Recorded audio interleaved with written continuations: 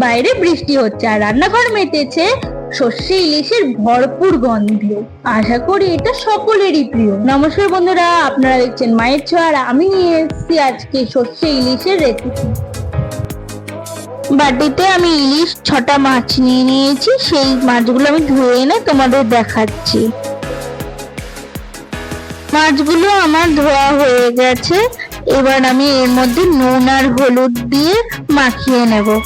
কালো সর্ষে আর 4টে কাঁচা লঙ্কা পেস্ট করে রেখেছিলাম মিক্সিতে, সেটা আমি এর মধ্যে দিয়ে দিলাম আর একটু সর্ষের তেল দিয়ে ভালো করে মাছটাকে মেখে নেব।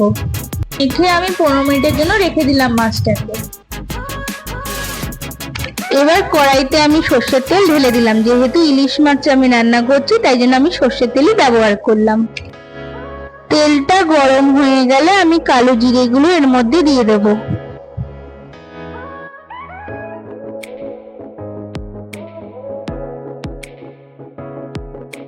এবার যে ম্যারিনেট করা মাছটা সেটা আমি তেলের মধ্যে দিয়ে দিলাম। আমার সবকটা মাছ দেওয়া হয়ে গেছে। আমি ফ্লেমটাকে কিন্তু লো করে নিয়েছি।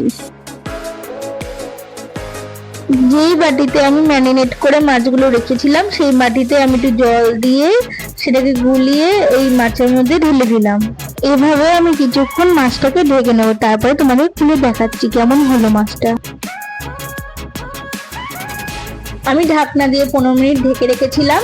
এখন আমার হয়ে গেছে, আমি এবার নামিয়ে নেবো। এটা আমার হয়ে গেছে, আমি নামিয়ে নিয়েছি। গরম ভাতে ইলিশ মাছ দিয়ে পরিবেশন করে আপনাদের দেখাচ্ছি।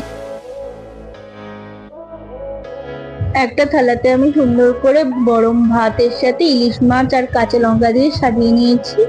তোমাদের যদি ভালো লাগে লাইক আর সাবস্ক্রাইব করো আর কমেন্টে লিখো কেমন লেগেছে তোমাদের এই রেসিপিটা।